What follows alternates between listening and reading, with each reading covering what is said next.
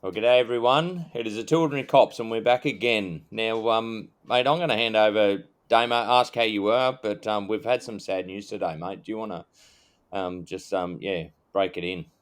Yeah, so mate, we're going to air tonight. Well, we're recording this. It's not going to be out for a little while because we sort of like to stay a little bit ahead. But as we go to air tonight, there's an active police operation happening in Victoria. So obviously, by the time this is out, that will all have been resolved.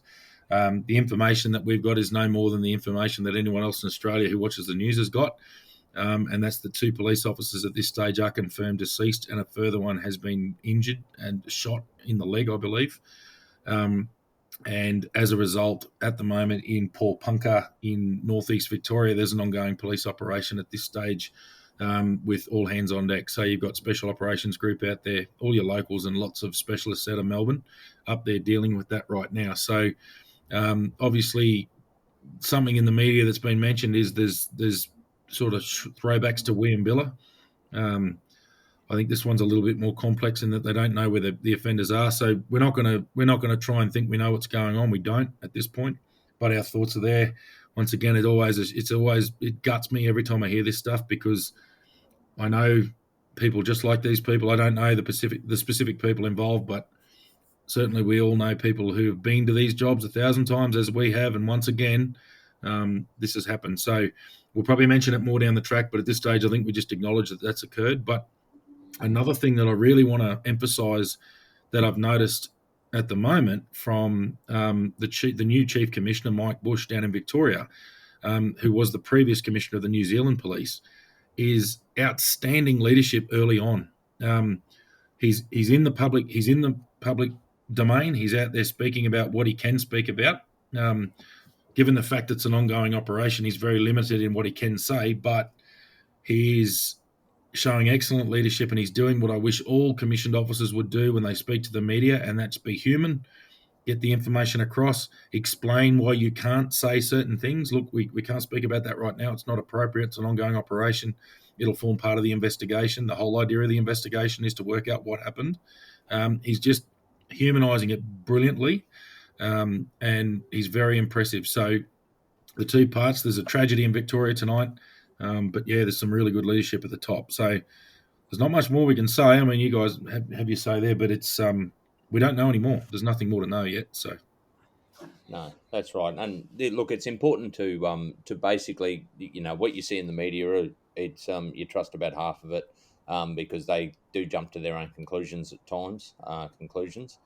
But yeah, and we'll just wait until we hear some of the facts and get it right. But our thoughts and our hearts go out to the policing family, because mm, it's horrible news. But mate, I might actually just pass over. We've got a guest speaker on tonight, Luke, from WA. Mate, do you want to introduce yourself and maybe your thoughts on what's happening down in Victoria at the moment? Yeah, g'day guys. My name's Luke McCulloch. I'm a former police officer over in Wapol here. From 2 years ago, I left the job after a 15 years service. Look, yeah, obviously a horrible, horrible tragedy that's occurred, and thoughts are with all the rest of the VicPol team and families and loved ones of those who have sadly passed away today. Um, I think what you guys are doing in terms of this podcast and humanising policing and describing what it is actually like, and as you said, Barb's turning us into humans, I think is awesome, and something that some of those listeners may not understand and realise is just how connected we all are from different states and territories. For example, one of you are in Queensland, one of you in New South, you're policed in Tassie, and I'm in WA. Um, where I stand with that is I'm still forming part of the police football team over in WA here, and we've got heaps of brothers and sisters that are in the Victorian police football team. I don't know a lot about this incident. I know as much as you guys would, probably even less. I've just gotten home from work, but it's scary to think that may be some friends that I've played footy with over the last 15 years during those police footy trips, and it definitely shakes the whole of the nation when something like this happens, not just that state, that's for sure. mm. And look, it is refreshing to hear that our commissioned officers, particularly over there, like you said, Barb's again, are showing that leadership, which is nice. That's for sure. I haven't heard those speeches yet, but yeah, it's refreshing. Yeah, no, it was pretty impressive early on, mate. I will correct you there. You said we policed in Tassie. I got drunk in Tassie. I certainly Sorry, did. Northern Policed in Territory, Northern Northern Territory. Territory. Northern Territory. Yeah. Sorry, It was, mate. I tell That's you right. what, it was the hottest Tasmania I've ever been to, my friend. Yeah. Well, the only time I've been there, it snowed on me while I was playing footy. So Oh, yeah. we've had the opposite effect. Yeah, no, yeah, no, that's all good. It's Freudian slip, and guess what? Me and Schultzy are more than capable of that, so it's all good. Yeah. Yeah, no, but I mean, obviously we've lightened Apologies. it up a bit, but we're talking about a tragedy there. We'll move on because we don't have any more information about it. But yeah, our thoughts there, and obviously in the weeks to come, we'll talk about that a little bit more once more information comes out. But yeah, Luke, mate, it's excellent to have you on tonight. And just a bit of background there. I think the beauty of it is you've now been out a couple of years and released one book and looking to release another, and a little bit of a different specialised unit, something that we've sort of not spoken about, and certainly not me, because I think before we went on air, I spoke about the fact that there are bricks around that swim better than me, and both you and Schultzy diving. So Yeah. do you want to sort of go through your career, mate? Just let us know sort of what you did and how you ended up doing that specialised role that you're in, and what you're up to now. Yeah, definitely. Okay, so I joined the police over here in WA straight from high school. Whether you think that's too early or not, I'll probably look back now and I think it was a little bit. From 17 joining as a young cadet. Back then, the age here to become sworn was 19. The year I joined was the year they dropped it down to 18. Looking back, it was awesome that I got to go through as an 18-year-old, as the youngest copper in WA at that stage when I went through the academy that had ever been sworn. But probably needed to go through a little bit of life experience, that's for sure. Looking back now, I would have loved to have gotten a trade or something. But look, it is what it is, and I had a great time. I only spent 9 months as a cadet. I still reckon that was the hardest point in my career, to be honest. Pushing paper around and dealing with all the other shit. I think on my 18th birthday, I was at gang crime actually, and I got duct taped to a chair, put in an elevator, and sent up to the inspector's floor in the middle of our main policing precinct. So that was the start of an awesome career. My dad was a cop and still is, funnily enough, and my mum was a cop when I was born as well. So it was definitely bred into me. Not that they wanted me to become a cop when I first applied, but I then turned 18, went through the academy, bounced around the western suburbs for a little while. So I went to a place called Wembley, Leederville, Subiaco, Scarborough, all relatively pretty mundane and easy stations, to be honest. If I'm being true, met a partner at the time, and we headed up to South Headland. So we went to South Headland for 3.5, 4-ish years. I had an absolute ball up there. That was really good, fun policing, especially being used to metro policing and then going bush and being a lot more relaxed, a lot more, I say, common sense used as opposed to doing everything by the book. You just got done. You got stuff done. And you got it done well, and you got it done efficiently as a result of it. Great team that we had, and we had an awesome time up there. But as probably a lot of specialist people will attest to, I'd been in the job at that point for about 7 years, and I wanted to just be really good at one thing. I was mediocre at general duties. I was never a brilliant investigator or anything. I got in amongst it all, but I felt like one of those what's that saying? Jack of all trades, master of none. And that, I think, is the epitome of general duties. I take my hat off to everyone who is general duties now, because they just can handle anything. And I'll talk about that later in terms of transferable skills and whatnot. So I wanted to get really good at something. I tried my hand out at TRG, so a tactical response group. I tried that way too young, trained poorly when I was in South Headland, didn't go anywhere with that one. But the dive unit came up, so a dive squad, and I was always comfortable in the water. I'd never actually dived before, so that was kind of a shock to the unit when I applied and said I hadn't dived. They said that a prerequisite was you had to at least have your paddy ticket. You had to have dived before. And in South Headland, you guys know WA a little bit in terms of where Exmouth is from there. Yep. So worked out that the only place in the Pilbara that actually offered a paddy ticket was in Exmouth. Pretty glorious place to go and do your first dive, that's for sure. So I headed there the weekend before the selection course. It was the only course that I could do. Got there on I think a Thursday night. Friday dived all day. Saturday dived all day. Wanted to get home at least to be able to get the flight on Sunday. So drove home straight from Saturday night into the morning of Sunday. Flew back down to Perth, and then by Monday morning I was on the selection course. Did the selection course. I think my benefit, or the thing that was in my favour within the selection course, was I actually hadn't done much diving yet, which at the time I didn't realise. So we started off night one. It was a live-in component. You did 5 days live-in where they just basically beasted you. And I remember night one, the dive sergeant got around the table, and there was 15, 20 of us, I think it was at that point. And he goes, right, I'm not telling you to suck eggs, but I want you to go around the table, tell us your diving experience and why you want to join. And I remember I was on his left, and there was a big circle of people, and I was like, don't go left, don't go left, don't go left. And he went right, luckily.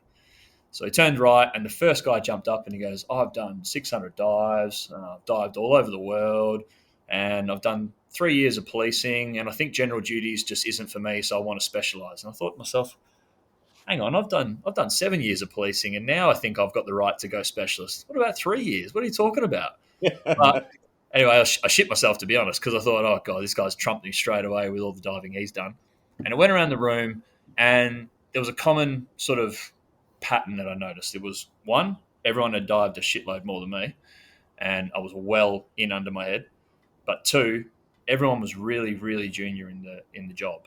I think the next to me was maybe 6 years. I was next to the most senior there. I think there was one other 9-ish, 10-ish year person. But everyone was sort of 3 years under. And I remember thinking, like, geez, if general duties isn't for you and you're sick of it after, the 2 to 4 year mark, maybe this job isn't for you. But that was another subject anyway. We went through the 5 days, and I luckily got through that part, got pushed onto the next section, which was a 3-week course where we learnt how to actually dive. And that's where I think the benefit of not having any bad habits came into my favour. So I was able to learn everything and just absorb everything that they taught me straight away. I ended up getting ranked first on that course, and then I got the next selection spot after that, which was awesome. So I got to come home from South Headland and go straight into a specialist role, which I spent the next 8 years at, basically. And then that took me into my book at the end of the career, essentially. Yeah. No, definitely. So I think you've covered off on the policing, and that's you mentioned South Headland. You really enjoyed that more remote sort of regional policing. What was it? You said you had a lot of fun down there. What was it about that you really enjoyed down there? Community was the biggest thing. I'm a social person, definitely an extrovert.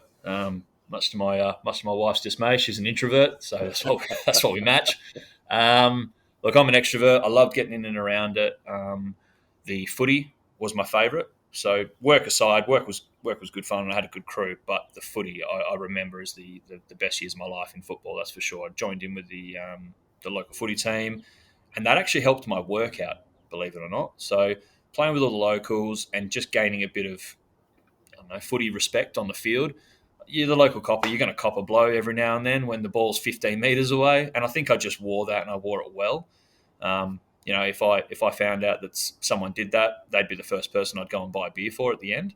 They'd shit themselves, but I think they respected that a little bit. And I found myself going to out-of-control gatherings and parties, and the locals would just be like, hey, that's that ruckman. Yep, everyone cool it. It's all good. He's here. Happy days. And done. It would just shut down for me.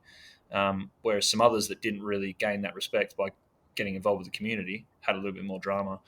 But the outback, well, not outback, I suppose, but just that rural community side of it, and going out and exploring things that, to travel from Perth to go up and see, it'll take you 16 hours to get there to start with. to get to that base of South Headland, and then venturing out 2 or 3, 4 hours, each way. I had the opinion that while I was there, I was going to go out and do as much exploring as I could. But then going to even more remote centres and stations like Marble Bar and stuff like that, to work out how they work and to use the community to your advantage and on your side, was just awesome. It was just a massive tick in the box to be able to get that. I don't know. That was like a kicker to appreciate that the town was backing you at the time and you had a good relationship with them. You obviously guys know what I mean in that regard. It's hard to explain, but it was. Oh just, yeah, we're both sitting here nodding. It's just like, yeah, Yeah. we get it. We totally get it. Yeah, Yeah. I think the beauty of hearing you say that is that it just means that for one, it gives us, we all say this. It's correct. It's that's our experience. I think that's why, lots of people say that. Yeah, that's exactly it, because it's just the normal experience of the job that we do out in the bush. But WA is such a massive place. It's just monstrous. Yeah. And it's my experience in WA. I mentioned it before, but in Kununurra, we'd go across and do cross-border operations in Kununurra. Yeah. And I thought the territory was hot. Oh my God.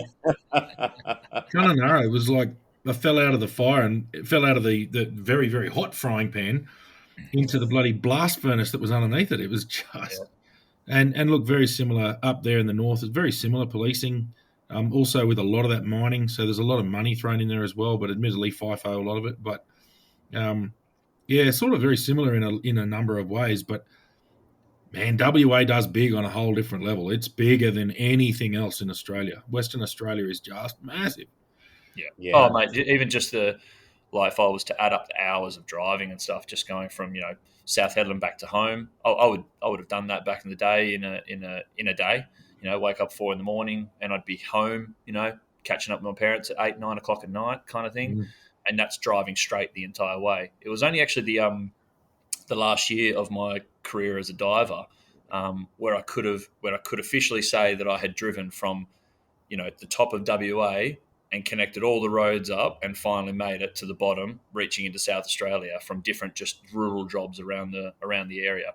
So it took me 15 years to do that. The police force paid for it. They got me around doing different jobs, but it took me that long to actually achieve all of that. And I don't think there's many people that'd be able to say they could do actually that this day and age. No. It's actually just made me think, Damo. I used to drive, 700 kilometres just to have a beer. Yeah. It's going to be cold. But you did it so well, Schultzy. Yeah. No, it's what I love is there's always these commonalities, especially for people, especially coppers who've worked out in the bush. And that sort of segues into another little section that I'll talk about. So there would have been a lot of coppers who have only worked in Perth, real metropolitan policing, and then gone for that specialist role. Do you want to tell us how that working out in those regional areas and even going to those remote communities, did you do any relief out remote communities and stuff like that? Yeah, like I said, Marble Bar. I went out there to help out because that was a 2-man station back in the day. So going out there just to relieve the one up when someone would go on holidays. There was another Newman. We'd go and assist out for major events, but that was a bigger station as well. But Marble Bar was the main one that I went to. Yeah. So what I find is that when you've worked in those really small communities and you're absolutely absorbed, I find that makes you much better when you go into a big metropolitan specialised role. Like I've mentioned previously, obviously doing crime work and property crime stuff in Darwin, but also the negotiator role. Yep. I found that having worked in communities, and Schultzy obviously did a lot of time in communities, it just makes you able to, I think it improves your ability to relate to people a bit more. Like I'm certainly not knocking people who've worked in metropolitan areas because it's gritty, it's tough, it's job to job to job, but it's really good to do that once you've had that exposure out in the remote areas. And I think what I'm moving towards is, do you think that helped you when you got into that specialised dive role? Yes, yeah. Like in terms of being able to work with different parts of the community, different stakeholders and all that kind of stuff, 100%. Because, we were in the divers, we were a team of 8 that covered the entire state. Now, you say the state of WA was big. Well, it's pretty big for a team of 8, that's for sure. And when any sort of, search and rescue needs to occur in any waterway, that's not just coastal, that's any sort of dams or lakes or rivers or anything like that. We're called and we need to send a team. and our team is a minimum of 4 for an actual op. So having that experience up in that Pilbara, Kimberley region, dealing with the local Indigenous, there was people in my team that had never gone past the 26 parallel, for example. So when we would go up to, say, Kununurra to go for a dive, South Headland, out in the middle of Roebourne for waterways or floodways and stuff like that, when we got there as a team, to be able to just walk into it quite comfortably and deal with that community and deal with the different cultures and the different sort of problems that would come and arise from that, I found that easy. It was just walking in, and it was just like riding a bike. Whereas, some members of my team, I remember walking them through a community, and they were just thinking, "Holy shit!" And looking at kids walking around in the community, going like, "We can't. That's not allowed." Like, what are you talking? And I was like, "Mate, they're comfy. They're happy. They're cruising. They've worked out the meaning of life, and they're cruising at the moment." Yeah. So definitely in that regard, and to be able to problem solve. Out in regional areas, you don't have every resource at your fingertips. You learn how to problem solve. Coppers in general, don't get me wrong, and as you said, I'm not taking anything away from Metro Coppers, because quite frankly, it's a job that I wouldn't do anymore, because it's that much of a pain in the ass, and it's actually a specialised role, to be honest, to be able to deal with the people in the city nowadays. But to be able to deal with no resources, no backup, no what we call VKI, you guys call VKM, I think. Yeah. They're not at your disposal to be able to get any other sort of unit there. Things like boats, or to be able to get an engine or a dive cylinder filled up and stuff. We had to go and just work that out ourselves within the community. So being aware of what a small community is like and how to treat them with respect, and not just roll in and go, "I want this done now," definitely helped. Yeah, for sure. Yeah, couldn't agree more. Yeah.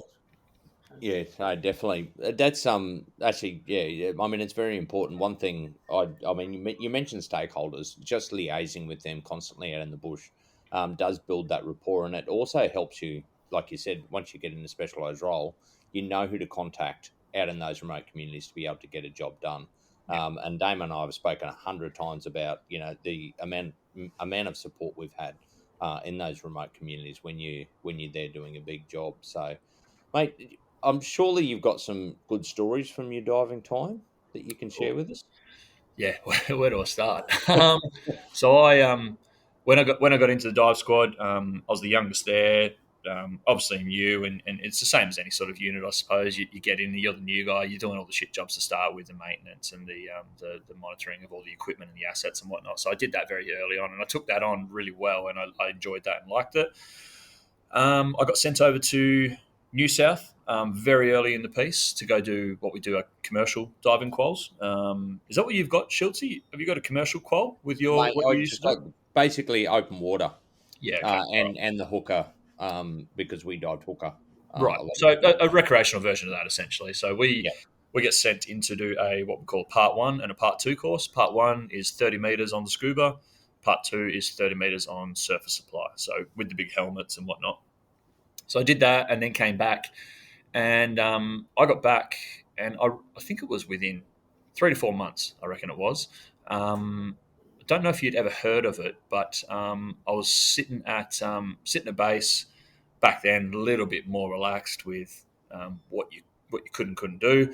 I remember it was a Saturday. The sergeant at the time was going down to go watch his son play soccer. Water Police wasn't exactly the busiest place in the world. You went down the river, you waved at a few people, you got a coffee at the local yacht club, and then you were pretty much back just chilling out for the day. So I won't take anything away from that. But he disappeared.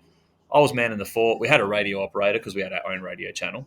And I remember sitting there, and I just hear a knock on the door, or the window. Sorry. Now we were on a secure wharf that no one should be able to get onto. I mean, it's a wharf; you can climb onto it, but you shouldn't be allowed onto it. And I remember looking at the window, and there's this just average punter. And I came out the door. Luckily, I was kitted up, because I was actually at this point I was like, "Who the hell is this?" I opened the door up and said, "Hey, mate, what are you doing? This is a secure wharf." And he goes, "Mate, we've just found a body in a suitcase." Wow. I went, "What?" Now, I don't know if you have heard of that story. There was a small Asian lady that was essentially crammed into a suitcase in the Swan River and dumped there. Now, I've just gone, yeah, whatever. That does not happen in WA. Okay, at best, maybe in Australia that might happen in Victoria or something like that. In Melbourne, heart of Melbourne, with all the gangs and stuff, but not here. So I walk down the end of the wharf. He's panicking and freaking out, and I look into his dinghy, and I genuinely thought that at this point, him and who I now saw another mate were about to pull me into the boat.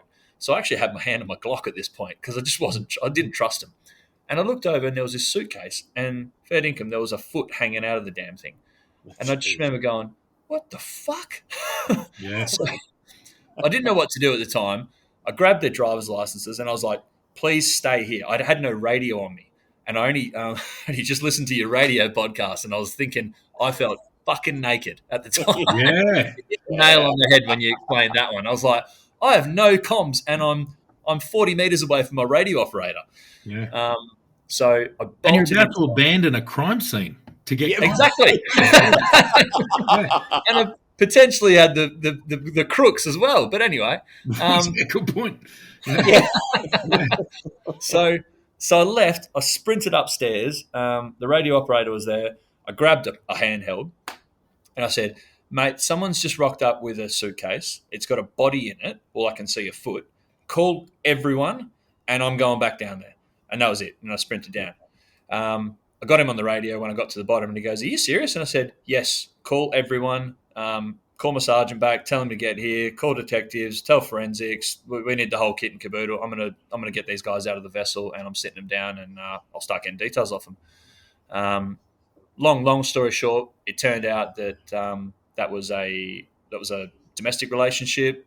The bloke knocked the Sheila off, folded her up into a suitcase, and dumped her off the side of what we call the Fremantle traffic bridge. Put her in the suitcase with a bunch of tiles from a renovation job, but didn't zip it up properly.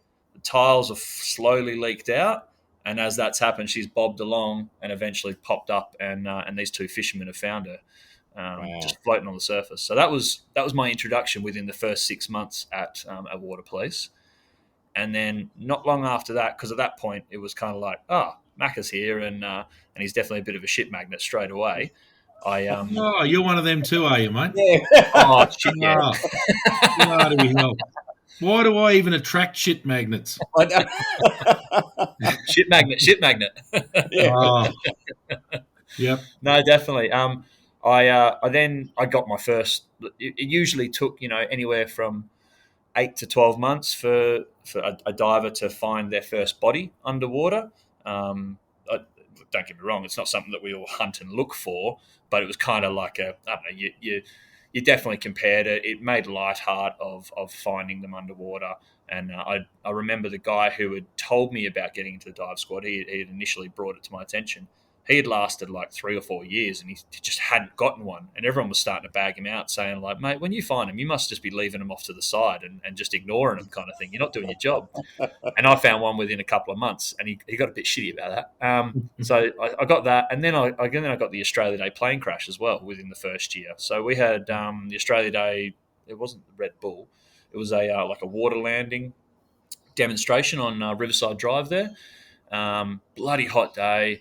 The guy couldn't land. A vessel had moved across the bank where he was going to actually skim along the water and come back up. But then because he had to bail and then bank around real quickly, it was too hot and he didn't get enough thrust, and essentially it just nosedived straight into the water. And me and my partner were the first on scene, jumping in with them with a dive set on, trying to pull the people out of there, thinking that they might have had some sort of an air pocket or something like that. But unfortunately, both deceased. But yeah, at that point, it was a year in, and I'd had 2 major jobs that happened once every 10 years. So straight away, don't get me wrong, I was a shit magnet, and they labelled it rightly so. Rightly so, all right, bloody hell. Yeah. And I might just add, we make light of this because that's how you deal with it. Everyone gets it. Yeah. People have been listening to us long enough. This is a pretty good conversation. It's like, we don't know you, mate. We met you 5 minutes ago, 20 half an hour ago. Yep. It's just, this is how police interact. This is with the shared purpose, the shared experience is there. So straight away, when you say things like that, and this is more for the listeners, we get you. I completely understand what you're saying. And you have to, don't you? Because otherwise, like if you start taking it on too much, and this is this is what initiated us connecting up, and we'll probably get to that later on. But you hit it on the head when you had that comment to say where it's not your trauma. Yeah. You can't take it on as yours. If we did, we'd all bloody last a month in the job. Like there's just too much of it. I saw a really interesting quote the other day to say that an average person in their life will go through 2 or 3 major traumatic incidences. Coppers go through 800 in a career, like Yeah. plus more. So if you took it on too seriously and didn't make light hard of it, not to the expense of the victims or the families, obviously, No, never. Yeah. but you just wouldn't survive. I don't think anyone would. No, you No, make you a did good right. point, mate. Yeah. Yeah. So sorry, Schultzy, you go. Yep. Yeah, mate. There's actually a couple of things. When you actually mentioned about like your experience in diving when you first went into it, it just brought up a memory. When I first actually got my diving qualifications, I had far more dives under my belt by probably thousands than my instructor. Oh, Because we're all doing it. We basically got taught by people that a bit like the grandfather clause. yeah. Yeah, so we all, I mean, we all got trained pretty well. But if you actually look at some of the times we were doing, and this will probably freak you out, we were doing an hour and a half at 20 meters in the morning, and an hour and a half at 20 meters in the afternoon. So you Doing can any imagine. deco at all, or Yeah, a little bit. But yeah, I thought you might get blown away by that because I know definitely under government it's a lot stricter. it's so safe. It's not funny. It is. You couldn't. You'd struggle to stuff it up. Trust me. Yeah, But yeah. it means that that's the only standard I know to dive to now. So yeah, you're right. When I hear stuff like that, I'm like, Jesus, yeah, I can't do that. But yeah, yeah. Yeah, It's so interesting as a layperson listening because I've dived when I've dropped a bloody rock in the pool 2 meters down and picked it up and gone back up again. So that's my experience in diving and swimming in general. But You know what listening, though, Bubs? You say that, and in all honesty, a diver in the police force doesn't need to be good at diving. You need to be able to sink because all we're doing is searching mud at the bottom anyway. yeah, rolling through it. I've So got a good, you might have been perfect for it, mate. well, I'm bloody big enough to do it. I'd sink pretty well. I'll give you the drum. Yeah, I'd probably be the perfect police diver. Not much good at taking tourists out, but I might be pretty good at dropping to the bottom and squirming through the mud. And I That's guarantee all you, I I'm did. bloody good at finding bodies. So I reckon I'd be pretty good at it actually. There you yeah, go. There you go. But and it's enjoy. funny. I look back, like with having no experience in diving whatsoever, but I do understand decompression, and I understand deco means decompression. I sort of picked Yeah, that up. yeah, Took me a second, but anyway, just understanding how serious, the bends is and decompression sickness can be. And I've spoken to Schultzy plenty of times about this, and I saw your reaction then because, unlike the podcast, I can see you. And it's funny when Schultzy says, "Yeah, we did this with." I said, "Mate, you should be dead. You should be dead." Yeah, yeah. It's like, That's what the instructor said. yeah, They actually got doctors involved and was wondering why a lot of the people in that fishing industry weren't dead, because they should be. And apparently they basically summed it up that we were dive fit, because we didn't do that straight off the bat. We broke into yeah, that length of time, and our body just got fit at getting rid of nitrogen. yep, Quicker. yeah. So it didn't mean that some people did get bent, and some people were doing longer than what I was doing. And they So probably weren't even aware that they were bent. It was just, yeah, no, niggling little injuries or itchiness here and there, and they just yeah, pass it off probably when really, yeah, you're putting yeah, yourself in a risk and you're making yourself more susceptible to it as well. So, definitely. yeah, Yep, yeah, yep. yeah. So yeah, it's just one of those things. yeah, No, it's definitely so. Obviously, that's early on. I mean, within very short period of time in your dive career in WA dive team, you've dealt with 2 major incidents that were national news, basically. yeah. So, how did you go? Just talk us through your career in diving and how that over time sort of took its toll. Yeah, look, I was very very lucky in terms of, and I think I stem this all the way back from even my childhood. A lot of I think a lot of coppers who can do longevity, and this is just my opinion. I think a lot of coppers that can do real longevity and not absorb a lot of that trauma, and have it just compact and compact and compact are generally people who have had a really relatively okay childhood. I think I had a blessed childhood. My mum and dad, fucking awesome. They're the best people in the world. They're still together now. I've got an awesome brother and sister. Nothing nothing huge happened to me when I was growing up. Stable household, no issues there.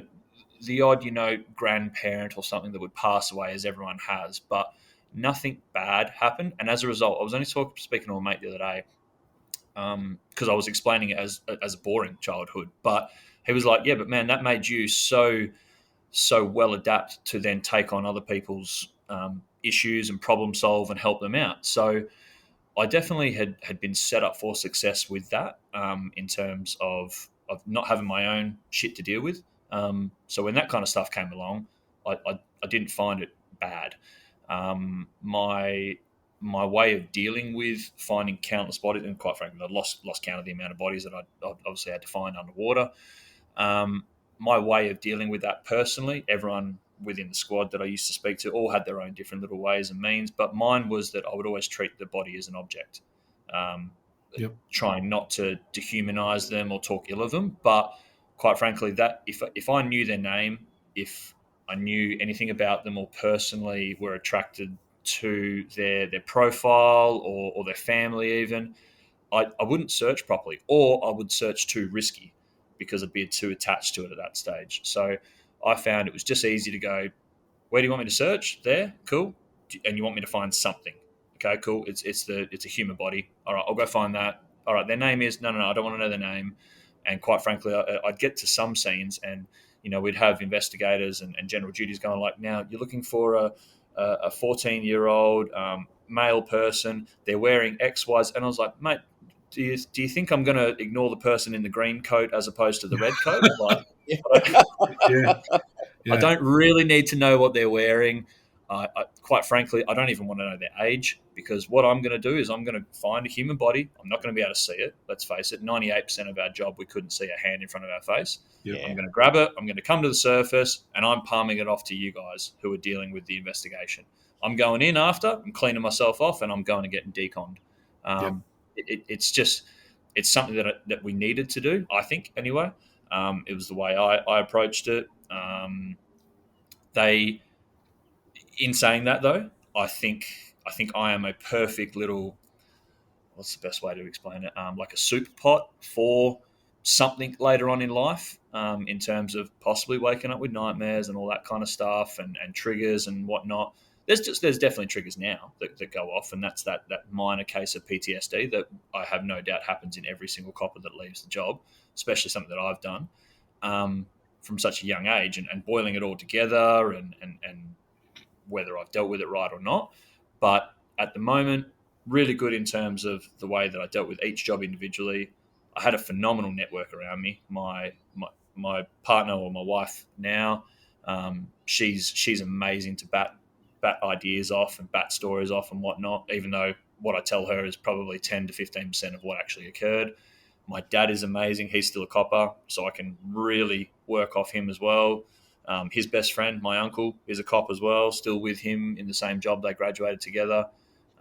So the network around me, the way I approached each job, definitely. And it's interesting the way I say how I don't want to know their names.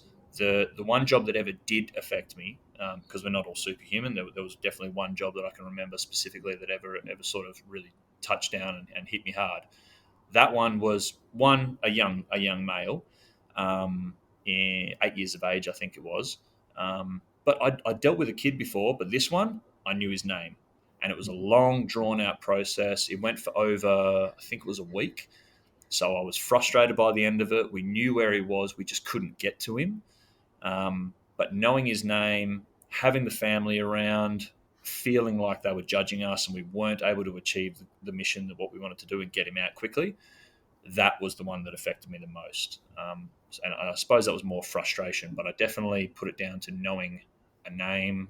A name gives a person a body, a soul, and all that kind of stuff. So that was how I approached it anyway. Yeah. I think, sorry, Damo. Yeah, it's also, I think part of it is the emotion of the family. Yeah. as well. That you start to we're very good at disassociating ourselves with the trauma. However, when you hear it a lot, it just I think it affects it does Yeah. everybody always sits there and goes, oh, look at the cop, they've got a stone face, they don't care. Yeah, they do inside, Yeah. but Mm. we've got to you know departmentalize, I suppose, and we're there to do a job, and Yep. we're there to shut out the emotion. Yeah. Yeah. So Yeah, Definitely. it was. It's funny when you said he used to hand it over. Look, I had one job where the divers got a fella out of a waterhole down in Alice Springs, but I was the detective on the other end who had to do everything. I had to put the coronial investigation together. I was the one who consulted with the family, all the rest of it, took the body away to the bloody mortuary.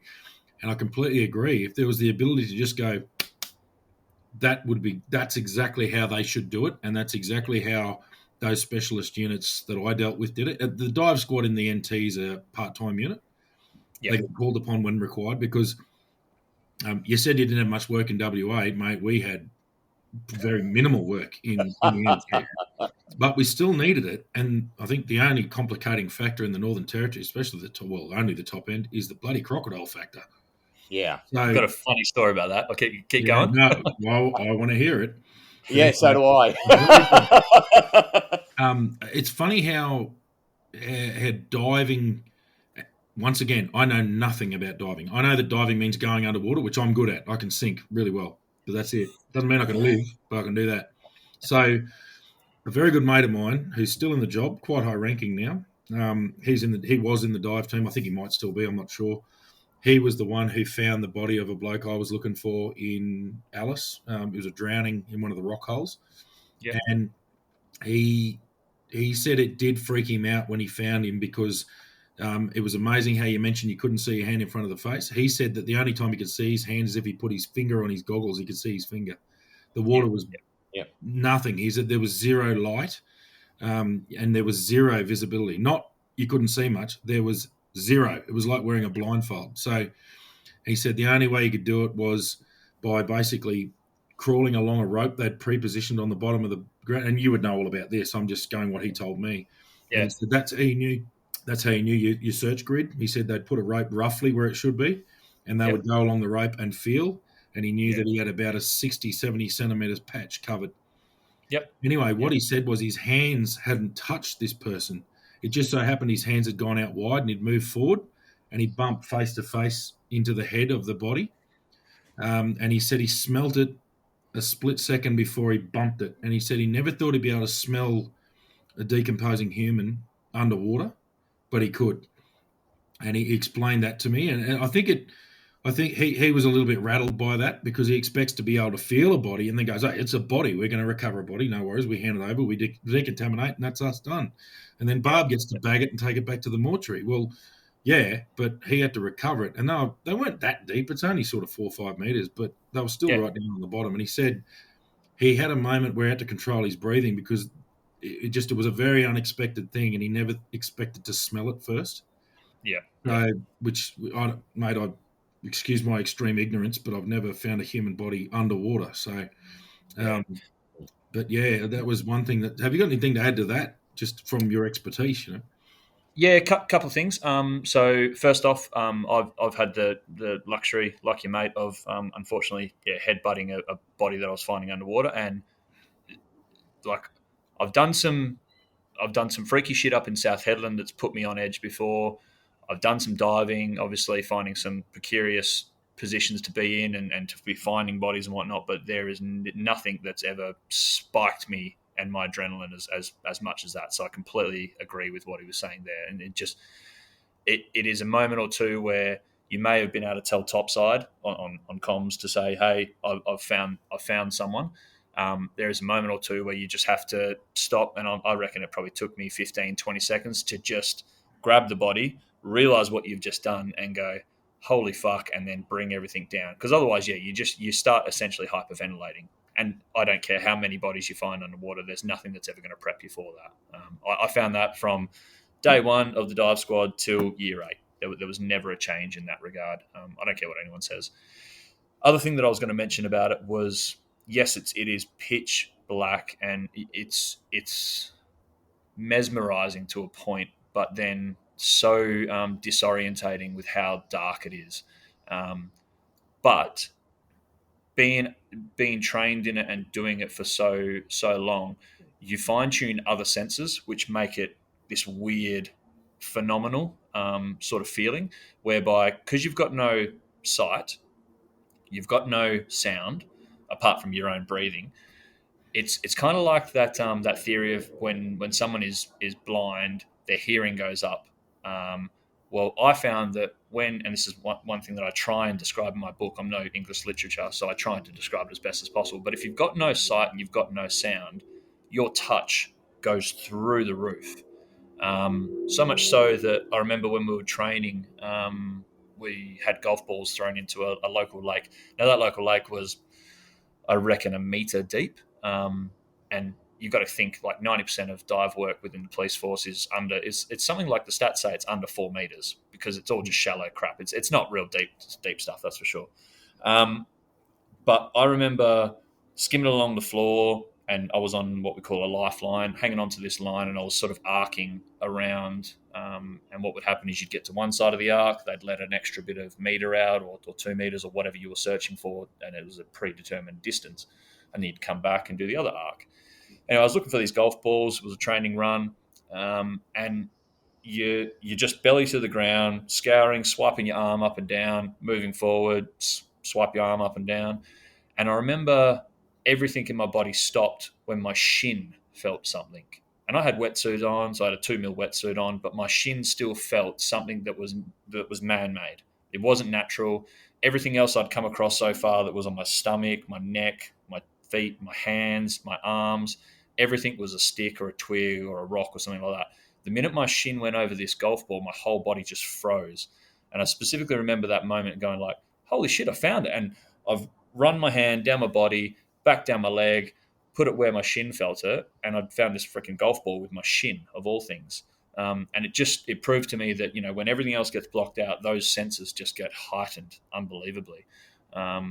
So yeah, it was a very strange feeling, but once you honed that in, it made it amazing in terms of finding things. Like I went into a pool once that was black. The pool was just completely, disregarded and left for the last couple of years. And there was a bloke that sadly had committed suicide next to it. Well, it was believed that he'd committed suicide. So the detectives called us out. He was found next to the pool, wrists both slashed, and the body was dealt with and whatnot. But the detectives wanted us there to ensure that it wasn't like a murder or anything like that. So they said, hey, can you search this and try and find a knife of some sort? Now, I'd searched that thing, and on the base of it was probably, I'd say, a centimetre worth of just thick, built-up leaves, like gum leaves. Mm. Searching the bottom of it, did the whole thing. Obviously, didn't take too long, but I didn't know what I was searching for. We assumed a knife. And I was on the way back, going up and down the stairs, just in case, because he was found near the staircase. And on the last step, I put my hand on the step, and I breezed over all of the leaves, and bang, my hand stopped again because I'd felt something. And it was a Stanley blade that I'd felt in this thick leaf sort of litter that my hand just picked up through a needle stick glove as well, mind you. But I couldn't believe that I'd found it. I pulled it up, and the detective just jumped for joy. I was like, thank you. Now we don't have to make it a suspicious file or anything. We can write that one off. Again, not at the expense of the victim, but it just showed that, the way that we search and how it does work. Yeah. And that's just fascinating to me, because it's just so foreign. It's so foreign. It's still policing, but it's something that I've never given thought to, except for that one experience with my mate down in Alice. That was, and I mean, the whole dive team in Alice, but when they weren't from Alice, they'd flown down and they'd been pulled from all over the territory to come down. But it was just something I'd never thought of. And then, normally for us, it happened to be a body this time, but you do a lot of evidence collection too, yeah? Yeah, like I said, anything that is subsurface, that any jurisdiction or any investigative role wants it searched or looked for, we get the call in. So you've got drug importation as well on the bottom of shipping containers and hulls and stuff like that. We'll go and look at sea chests and parasitic devices that are magneted on the bottom. to weapons and discarded evidence that may be involved in a crime, and then obviously the search for deceased bodies as well. So yeah, anything and everything. Cars that get dumped, we're the ones that will go in to hook the tow chain up to skull drag it out. So yeah. Yeah. So that and you mentioned the interstate as well. Do you want to talk about the interoperability between the different jurisdictions? Yep. So, and that'll take me to that funny story I remember actually. That's good. So, look, Australia wide, there is obviously pockets of dive units in and around each state. New South Wales are top of the pyramid in that regard for Australia. They are the ducks nuts in that regard. That's who I went and did my courses with. So they're actually an accredited commercial diving school as well. They only do coppers though. So I went there. They're just second to none. They're amazing, those guys. And they have an only dive unit, whereas we have a part-time dive unit in the water police. So we're all water patrol officers. And then when the dive job comes up, we switch hats over and we go over to that. Next to them would be Victoria. That's also another school. So I went over there and did my my supervisor's course there.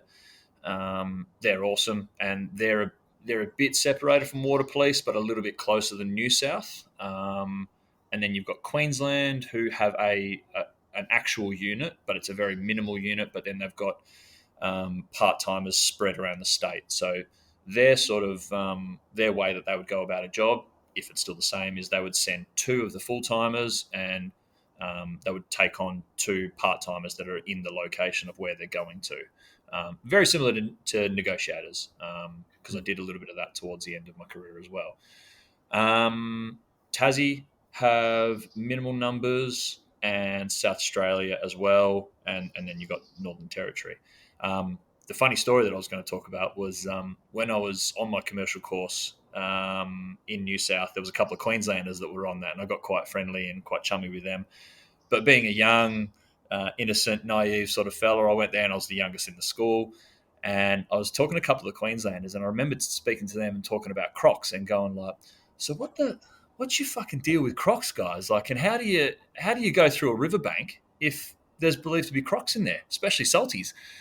And one of them goes, all right, like, young fella, so what we do is we'll have a section of the river where we think this person or evidence or something is in, and we'll rope it off. So we'll put a net on both sides. And we'll have a croc watcher sit up on the tree, and they'll monitor that for 24 to 48 hours or whatever it was. And I went, oh, okay, cool. And he goes, and at the end of that time, if they've obviously netted a croc, they'll start that whole process again. But let's say they don't net a croc, the dive team will finally roll in, and then just before they get into the water, they'll throw a flashbang in the water. Okay, so that just wakes anything up that's been sitting there. If there's a croc and it comes out and it gets netted, cool, we've got to start the whole process again. But if nothing happens, the divers go in. And they'll have a time frame, and that'll be prescribed according to, you know, what crocs have been seen here last. And it was a real believable story at this point, right? And I'm just hooked. I'm sitting there going, fuck that. Well, at this stage, I was like, all right, cool, yeah. And then the last step, they said, was when they throw the flashy in, nothing happens.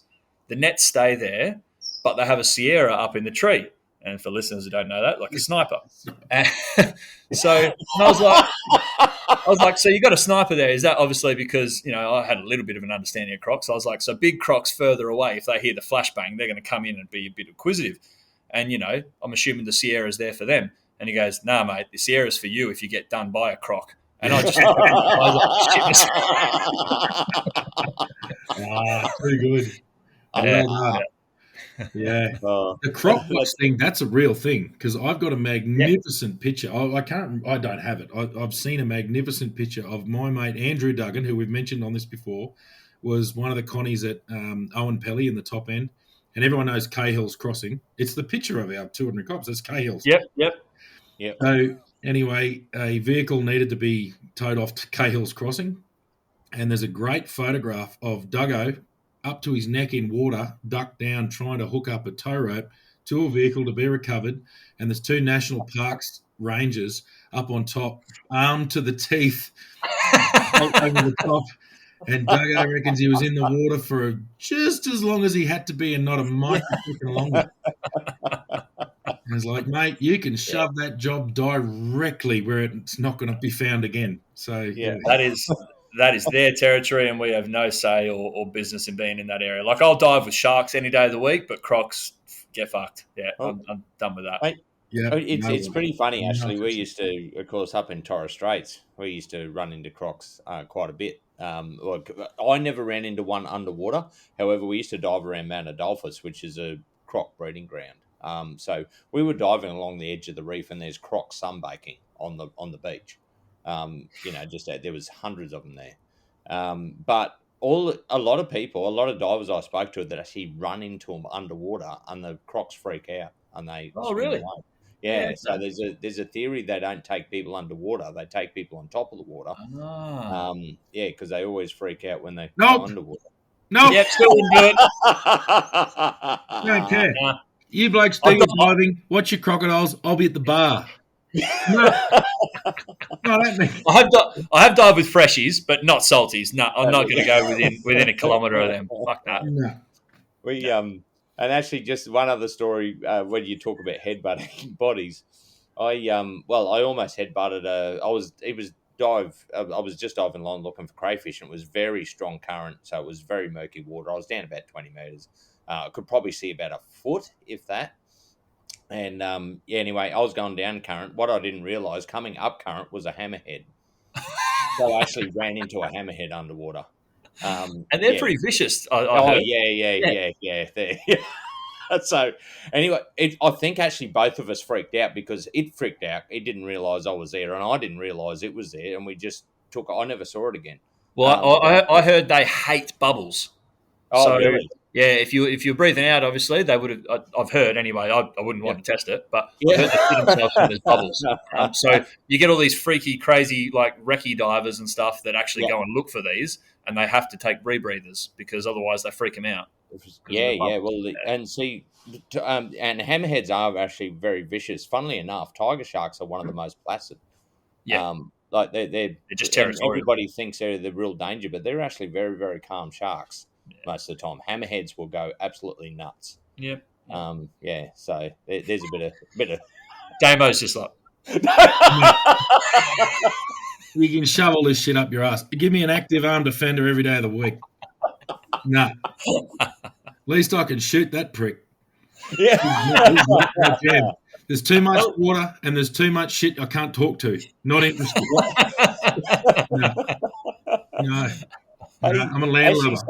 Where's my Hilux? Where's my escape route? I can't run to a car and drive like an idiot to get away. Sorry, I'm not going. I've got my skill sets. That's not one of them. we all got the skills. I'll give you. It's very interesting, but I'm just sitting there going, "Oh shit, no, that's not me." Yeah. I appreciate it's not for everyone. That's for sure. No. Yeah, that's for Mate, sure. it's I love it. What I've loved is that, like, we literally started talking to you half an hour before we started recording, and or not even. And you and Schultzy, it's funny because you've got 2 points of commonality. Like, you're talking about policing and the commonality there, and then you blokes have just rolled into diving. Well, I don't know about diving, but I can appreciate it. I'm sitting there going, they're just catching up. This is great. To combine the two, we might have just created lifelong friends, Schultzy. Well, definitely, mate. Yeah, we'd love to have a sit down, have a beer with you one time, mate. But that's not over the internet. That's for sure. Oh, definitely. Well, always got a bar here at the back of my yard if you guys are over, for sure. Yeah, no, it's bloody good. But look, obviously we're not finished with you yet, mate. Just bear with us. Can I crack another Guinness?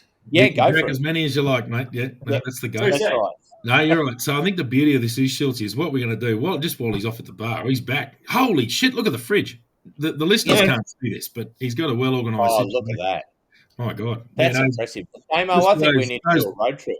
For those playing along at home, Luke's sitting in his home bar, and he's just showed us the fridge at the back, and it's extremely impressive.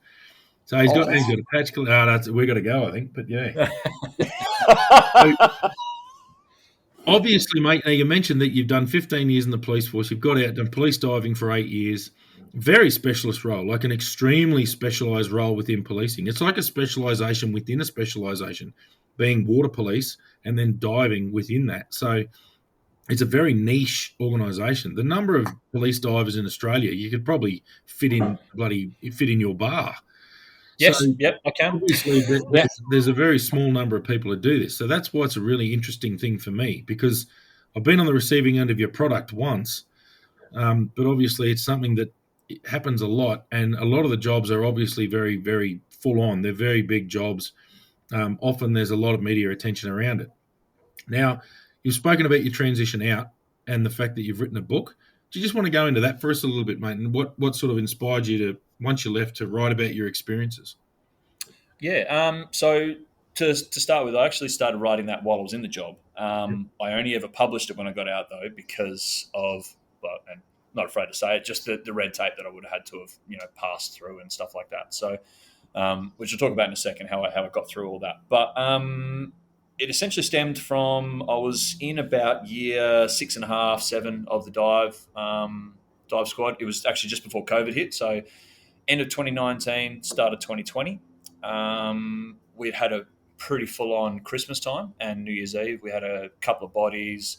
There was a major murder that had occurred in a place called Belmont down here.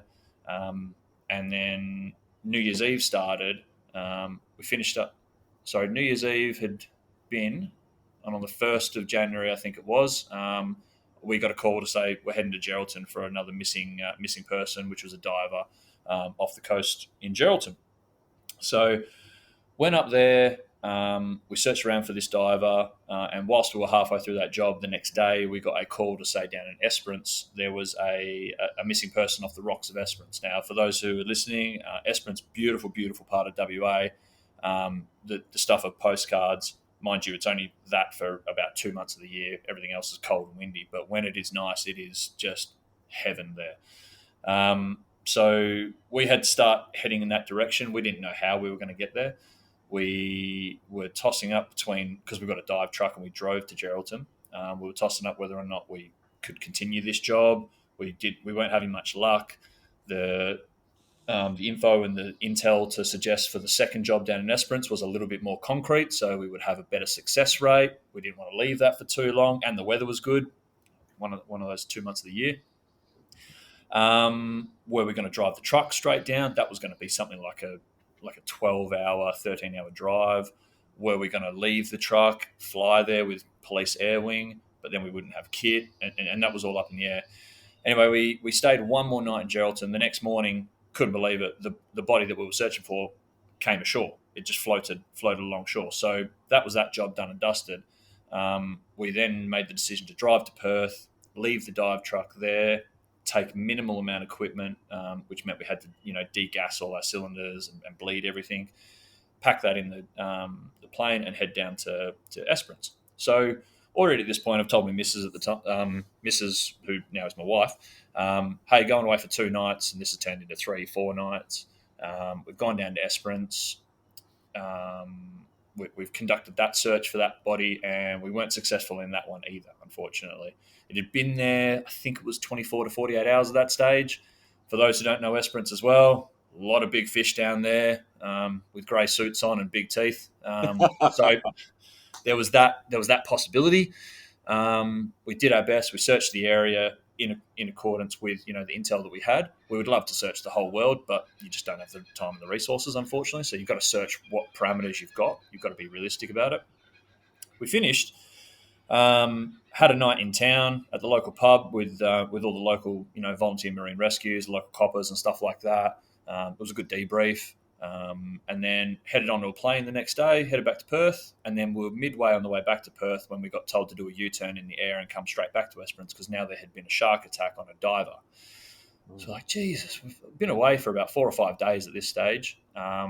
Still, we've already reversed our underwear, we've turned it inside out, and we've gotten the most out of what we can do with it. We've headed back to Esperance. We're straight out to the scene, tried to find this person now. Weren't successful in that. Found a bit of equipment over the next 2 or 3 days when we were searching. We've got ROVs down there. that spiked a massive, big political argument as to whether or not we were allowed to dive, shark attack, and that all obviously stemmed from it that my poor sergeant at the time had to deal with. I don't envy his job in that regard.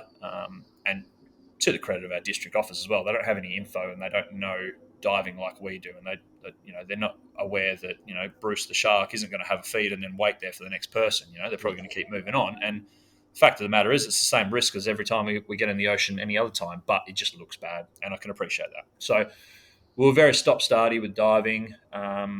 We packed up in the end after those 3 days, and we finally thought we were going to be heading back to Perth. But as we were packing up, the first body in Esperance had floated to the surface, a little bit away from where the initial scene was.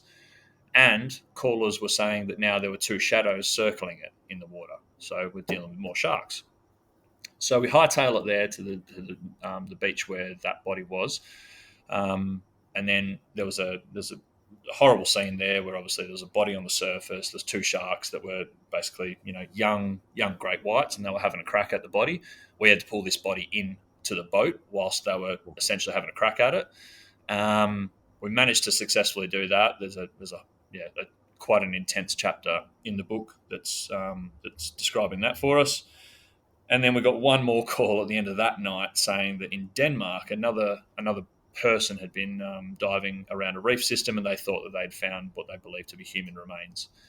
So we had another job to go to there. And at that point, our boss had gone, "No, you're not getting any more calls. I'm going to send a driver down to come pick you up. Turn your phones off, turn the radios off. You need to come home. It's been 10 days. So it was actually there on the way home that I started thinking, this has been a fucking interesting week, to say the least. I had also, during it, I had missed my sister's engagement party as well, and she wasn't actually going to have an engagement party. I'd given her grief enough to go, mate, you need to do an engagement party. Like, how can you not have an engagement party? It's a celebration. Like, let's do it. And then I didn't go to it. And I remember that really affected me. And I write about that a lot in the book, because it was just that typical, and you guys would probably attest to this, that typical mindset of, I'm the only one that can do it. I need to go. The job won't get done otherwise. And you always put, whether you liked it or not, you put the job first at times. And it was a big realization for me to go, fuck that. There's always someone else will do it. You're just a number at the end of the day. And at the end of the day, the job will still be there. Family comes first. And it was a big realization in my life that I made at that point, because I was really disappointed in myself that I'd said no. Well, I said, I have to go to this job. There's no one else that can do it. And I was just lying to myself at the end of the day and lying to my family. So that was a big one for me. Wrote about it. What I'd realized at the time, well, now I realize, was the first chapter. I'd finished from leaving to getting back to Perth just on my mobile, started typing it out. And then I went, oh, shit, this is actually going somewhere. Now, very quickly, let's also remember that I was a dumbass at English in high school, okay? I passed high school in year 12 with 51%, which is 1% over what I actually needed to pass school. There was no chance in hell that I was ever going to be a literary genius or anything like that. But I'm good at telling a yarn, as you two probably are as well, obviously. It just needed a lot of editing. So I started writing more. I took notes on what the 10 days was and what I wanted to hit on it all. And then it took me about 2 years from then just to go on different camping trips with my missus, bring the laptop out and just start plugging away, essentially. I thought it was going to be a manuscript that I'd hand to family and leave it at that. But my lovely wife surprised me in 2023, I think, Christmas, where she actually had hand-bounded a copy for me. So she printed it out, taught herself how to hand-bound a copy of the book. And she, from there, made about 5 copies to hand out to friends and family and whatnot, which was awesome. But don't ever read one of those copies because it's horribly written. now that I read it back. That then started the conversation of like, are you going to publish this, mate? Like all my friends and family were going like, this is a really interesting story. And part of me just thought, yeah, it's because you're my friend or you're my family member and you find it interesting, but it's not going to go anywhere. Like, why would I bother doing that? And I didn't want to deal with the policing side of things and getting it approved because, yes, by now I had left the police, but I was on a year's career break, what they call here, where I was still technically sworn. So still, to their dispense. And if something had gone up, they could call on me and all that kind of stuff. So I was like, no, I don't want to deal with that. I waited till I officially resigned, and then I just started randomly throwing the manuscript out to different publishers on Google. I had a really good company called In-House Publishing in Queensland that got back to me, and they essentially said, "Mate, we like what you do and what you've done. We are a self-publishing company, though, which essentially means you fund it. They'll print it. They'll give you a lot of guidance in terms of the way that it's written, editing. If you want that, I'd gone off and done that on my own. The front cover, they put it on Amazon for you, so it's on Amazon now and on Kindle. And they helped me, and they just made it simple. Whereas a lot of other book companies that I went through, and this might be the copper in me and the distrusting version of me, but they just seemed real grey. And if you pay us this much, we just take this much out of the percentage and X, Y, Z. It all didn't sit right with me, and I didn't trust anyone. Whereas this company was like, you pay X, you make 100% of the profit, and that's that. We print it for you essentially. So there was no risk to them, all the risk to me, and I was willing to take that on. So went through that. My wife and I got married, and then I actually had my first draft copy of it on our wedding day. It rocked up to our front door. So I naturally took it. Hey? That's an omen. Yep, Yeah. tell me about it. Yeah. So we went on a very quick, short mini honeymoon as soon as the wedding was done down south on a camping trip, and I took it with me. And Maddie, my wife, was like, "Do you want to go live with it? Do you want to see what we can do in terms of like pre-orders and stuff?" Because at this stage, I was ordering 100 copies because the next quantity was 250 or 500, and I was never going to sell more than 100 copies. So I went, "Yeah, all right, cool. We'll go live with it." So on our honeymoon, we went live with it on a website that she'd made and designed. And within 24 hours, and this just proves the network around me that I have, and the policing network nationally as well, divers nationally, I'd sold 104 copies within 24 hours, and I hadn't even put the order in yet.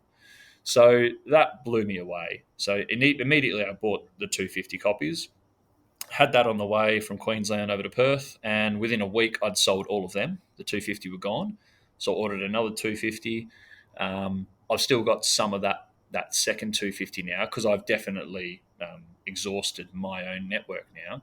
But now it's turning into awesome things in terms of author talks at local libraries, local men's health talk companies and organisations. Because at the end of it, I do talk about that dive job that I did with the young 8-year-old, and how that sort of broke me down a little bit. I didn't go out and do it myself. It took my wife and my dad to say to me, "Hey, look, something's not quite right. You probably should go and have a chat with someone." And I went and did that. So I talk about that, and just the fact that it's okay to not be okay. And now it's gone on to Amazon. So nationally and internationally, it started getting purchased on that as well. It just keeps steamrolling and snowballing, which has just been an awesome experience, and one that I never ever expected. I think I'm up to 450 copies now, I think, sold. Wow. 2 are on the way to you guys, so you'll get them Thank soon. you. I should be there very soon. Yeah, they got posted the other day, Damo. Yeah, beauty. No, it's really good. But yeah, and now it's even inspired me to write a second, and the second one I want to write. We'll have some of the sexy stories. I'll talk about the Australia Day plane crash, the lady in a suitcase, and a couple of other real milestone events that occurred in my career whilst diving. But the last half of it, I really want to target now. Being out for 2 years now, I understand that there's such a hunger and a thirst from first responders on how transitioning works, and there's not a lot of guidance in it. There's some out there, and you can pick and choose it. But I really want to write a little bit about what I was experiencing when I wanted to leave, why I wanted to leave, without bagging the police force out. There was other reasons for it, just work-life balance and all that kind of stuff. What it felt like to officially leave and take that leap, that fucking scary jump from something that was 15 years, and it was the only thing that everyone knew me about. I went to mates' houses, and their dads would be like, "Have you left the police, Luke?" And I'm like, "Yeah." And they're like, "Oh, I thought you'd always be a cop." And I was like, "Thanks, mate. Cheers." It's not giving me much confidence at the moment, but knowing as well that you've got such transferable skills, the weaknesses in armor that we can identify as coppers, the efficiency that we know how to do, the problem solving, the ad hoc decisions, dealing with conflict. I remember getting my job now, and people were getting stressed and upset about certain things, and I'm like, did someone die or is anyone pregnant? Because if that's not the case, then it's all good. Like, Yeah. chill out. Oh. Yeah. I hear you. Oh, I hear It's funny. you.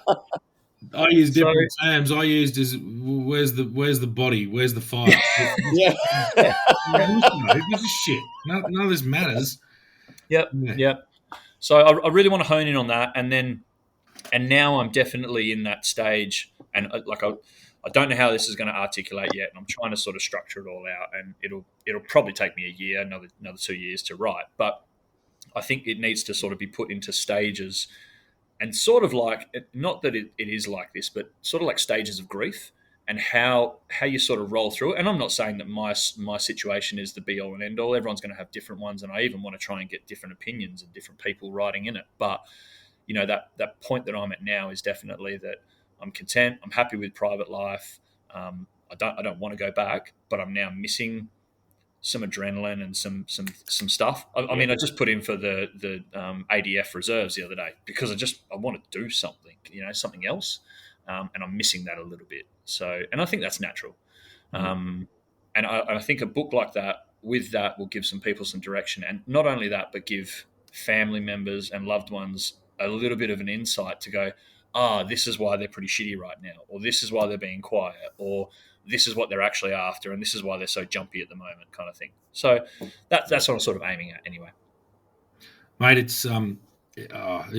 just, once again, it just sums up how it's so important, because we're all the same. We have these conversations all the time, and they're identical. And like we've said a couple of times in this podcast, we don't know you, mate. We met you just before, but it's like we've known each other forever, because it's the same thing. It's identical. Actually, I had a very interesting experience. I've been told Schultzy this. I've just come back from Sydney. I was in down there for a wedding, and my mother made the comment, and my wife as well. Both said, did you notice the girls were wearing Doc Martens? That was a wonderful... Yeah, the girls were all glammed up, but that's not how they normally roll. They're at a wedding and they were wearing Doc Martens. And I said, no. I was sitting next to my brother, who's a lieutenant in the infantry. And I won't mention his unit or anything. He's in the army. He's in the infantry. He's an officer. So he was standing next to me, and I said to Mum, no, I didn't notice that. I noticed the two front exits. I noticed that the back door got closed when the bride came in. I did a quick scan of the room, and I noticed that there was no immediate threats within the room. I had a plan to drag you and Dad and the other family out. I prioritised my wife, and then I was coming back. I knew that Maddie would be doing the same thing. And then Maddie Barb went, holy shit, mate, I did the exact same thing. And it's like, that's how we roll. That's how, police, military, very similar, but that's what I'm looking at. And the thing and is, you do that in a moment's notice too. Yeah. You do that straight away. Mate, I was at a church service. I was happy. I'm sitting there, just not at all not consumed with hypervigilance, but hypervigilant enough to know that I had a plan to kill everyone who caused a problem and get everyone out of there who was a victim. And it was like, my brother went, holy shit, you did that as well? I did the same thing. Yeah. So, and as soon as I started saying the story, I know that everyone listening can't see what I can see, but both of your heads nodded at the same time. It's a universal experience. You immediately do that. And my mother was aghast. She couldn't believe that at this beautiful wedding, that's what I was thinking. I was like, no, someone's going to think of it. I just look at it like that. It's not something that consumes you, but it's just at the back of your head. Like even just something simple like driving now. I drive down south or go in the country driving with my wife, and I'm like, if she's driving, I'll just go, watch that kangaroo up ahead. She's like, what kangaroo? And I'm like, the one up ahead there. Can't you see it? And it's just, or we'll drive past something, and I'm like, did you see that? She goes, no, I've been paying attention to the car in front of me. And I'm like, okay. Is that a me thing or a you thing, or is that just because I've been trained to just keep obs on everything throughout my 15 years? And I put it down to that, definitely.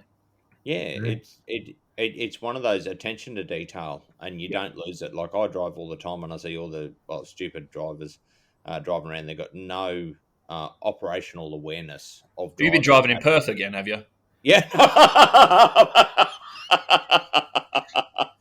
Mate, I have a funny story. My dad always taught me when I was learning to drive. He goes, drive as if you're going to run into the worst driver in the world. And he said, you always drive like that. So anyway, I reckon there's a competition going on in Brisbane at the moment. We're dodging them all. Well, boys, I've got to take my hat off to Sydney. I just drove right into Sydney, right into the city, and then right back out through the western suburbs and back up north. And I'd never hit a traffic jam, never had a problem. Couldn't believe it. So That was hats off useless, to the mate. Sydney drivers. Holy Ours are moly. useless. Jeez. Yeah.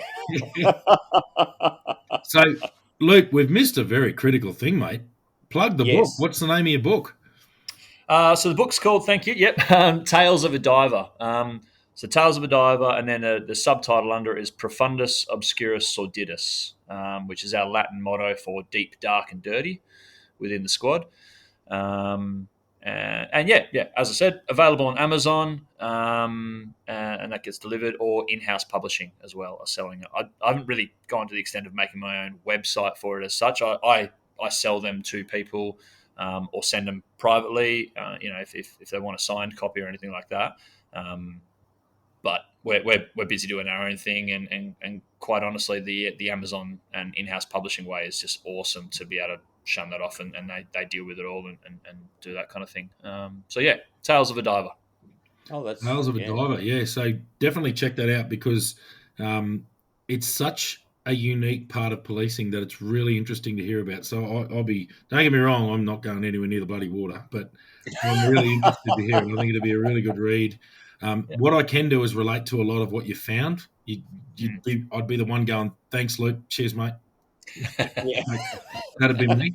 Or I'd send my people, maybe. Maybe I'll send my people to do it. But, it's but I didn't have many people. But anyway, it's just a really interesting part of it. I love the fact that straight away there was that immediate recognition of just shared experience. It's all there. You sort of, we get each other pretty well. But yeah, mate, I know that you mentioned a couple of things we said that you sort of reached out to us and said, do you mind if we use these things? And it's something that's resonating really well. And I think it's good that you've picked up on it too, was you've already mentioned one in this podcast being that not my tragedy. I didn't coin that. It was told to me by a very old senior copper in the Northern Territory. He's gone, this isn't your tragedy, mate. And it was very early on. He's gone, yeah, this is tragic, but it's not your tragedy. You need to deal with this and you need to move on because you're going to the next one. And the other one was no one was able to describe my PTSD. And I mean, I technically I'm not even diagnosed with it. I don't even have it technically. Yep.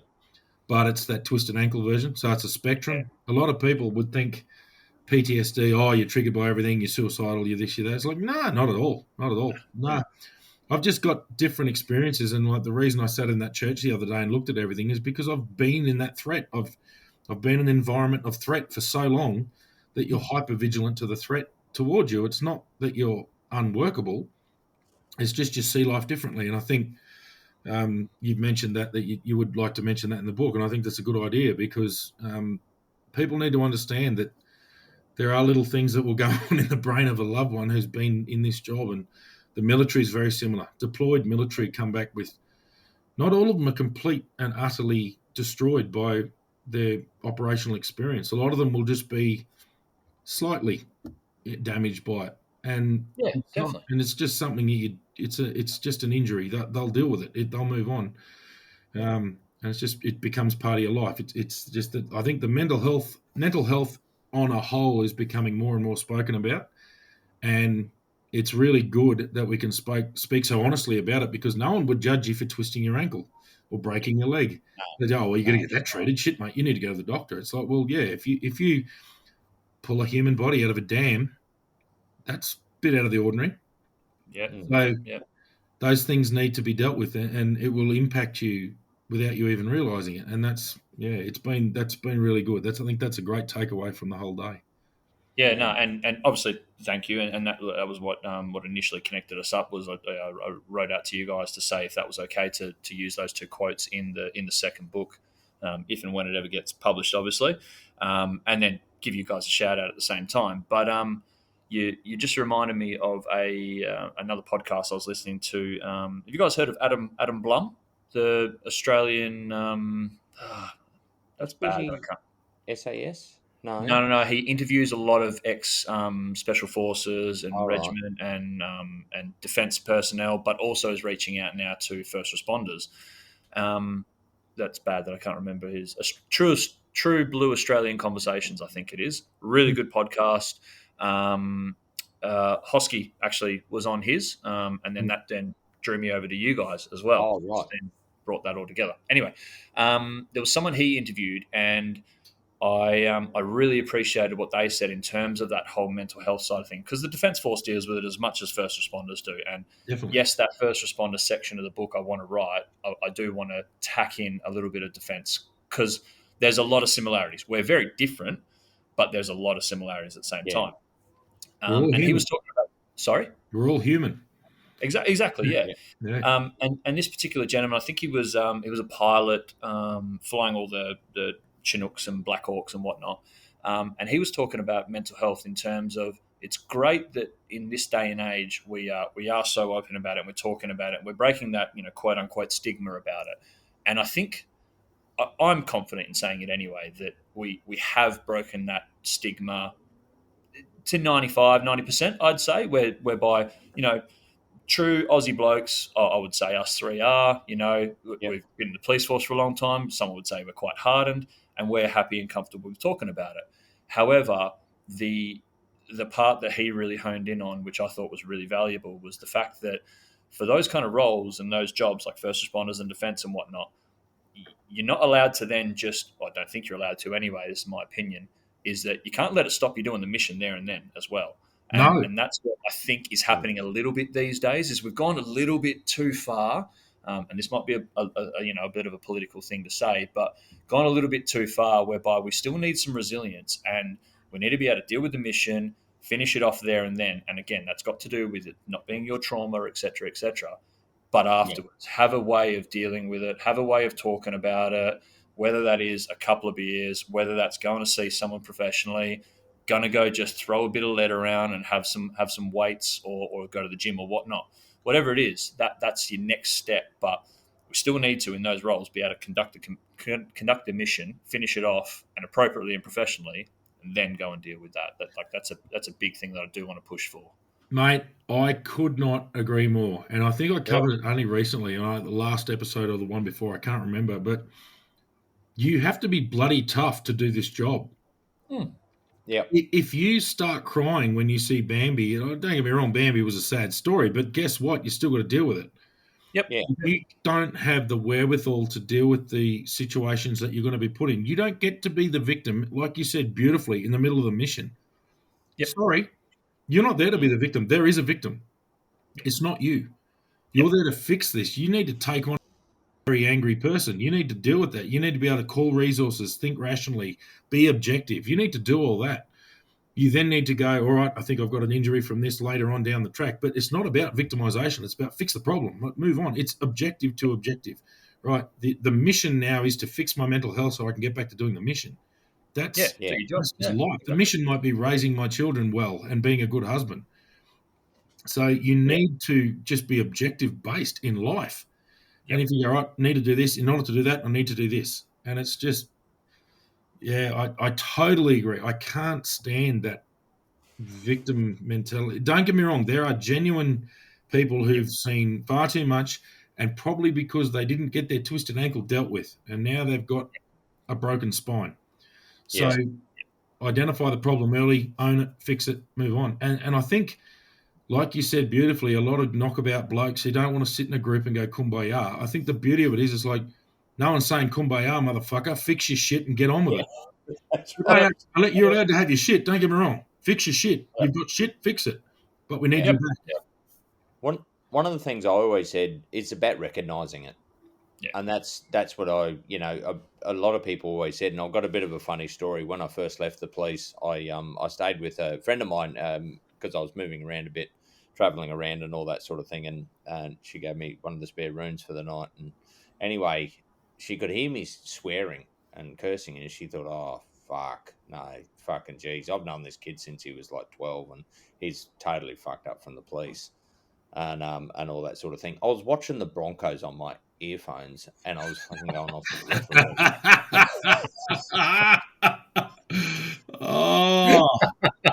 Oh, the poor woman. She would have heard some terrible. Especially in their Imagine what I'd sound like watching the West Coast Eagles at the moment.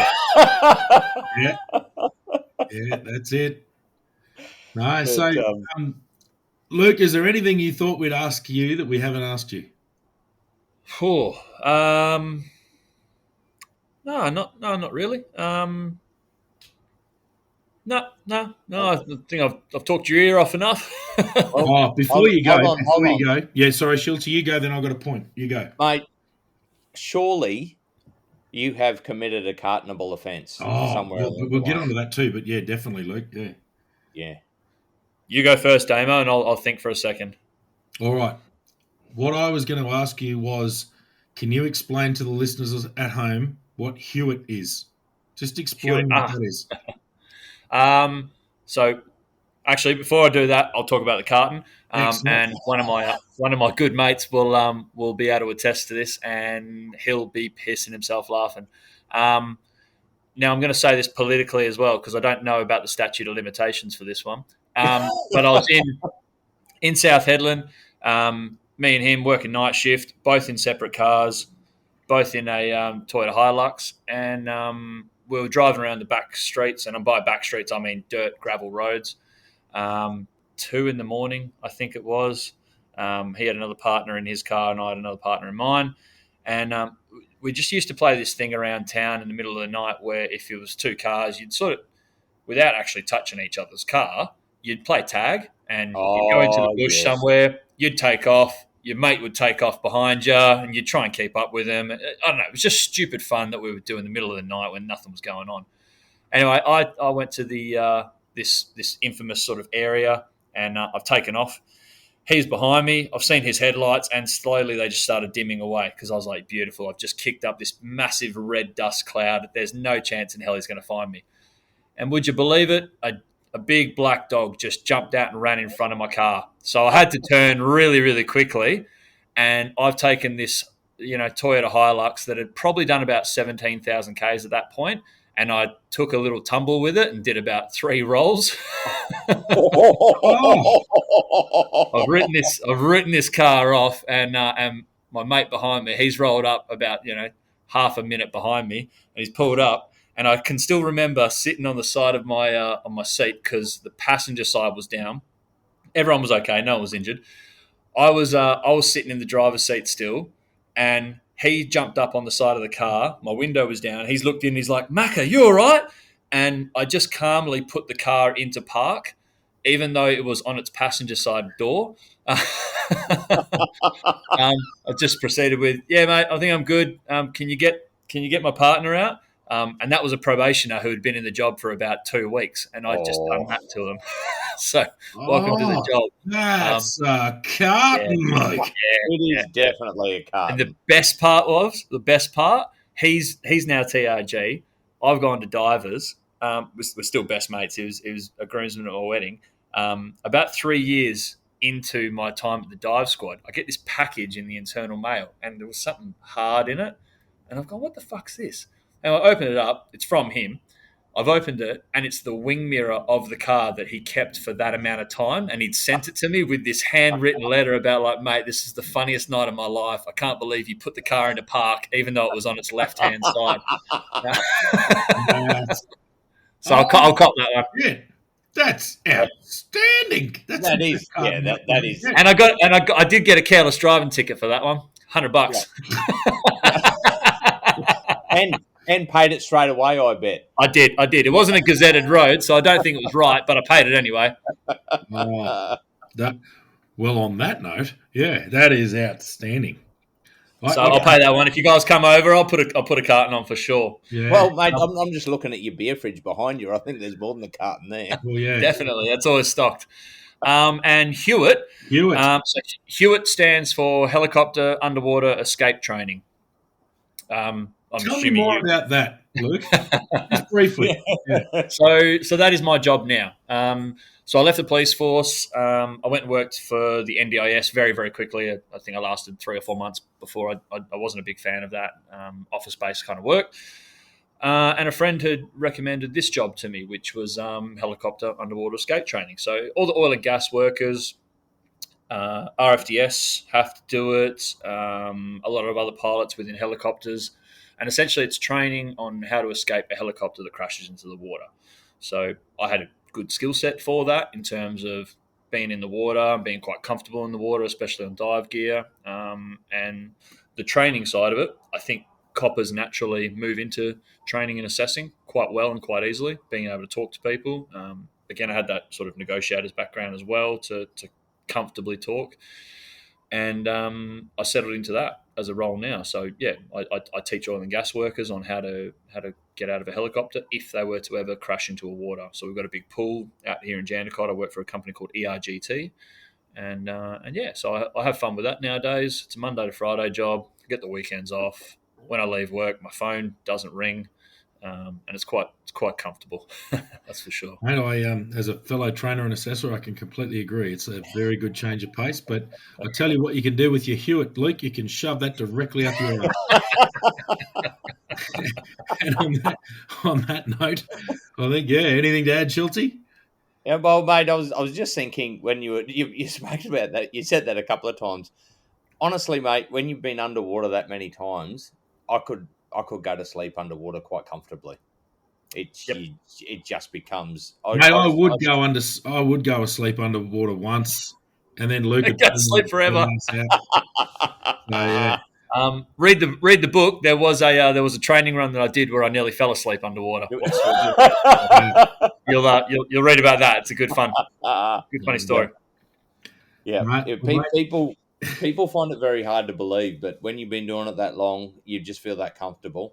Yeah, and you just it becomes like a second home. And when you're breathing as well, and you're just hearing that, it's just it's like Darth Vader just whispering in your ear, mate. Yeah, no, I was to live in Siberia, but anyway, that's just me. Yeah. What am I talking about? Pretty well do live in Siberia, so it's all good. Yeah. Mate, it's been an absolute pleasure, Luke. We're really glad we got you on, mate. It's been excellent, and what I think we've loved about it too is there's so much familiarity, and yet obviously you blokes have got your shared experience with the diving and with that underwater thing, but there's just so much that's a very niche part of policing. So it's been really good talking about that.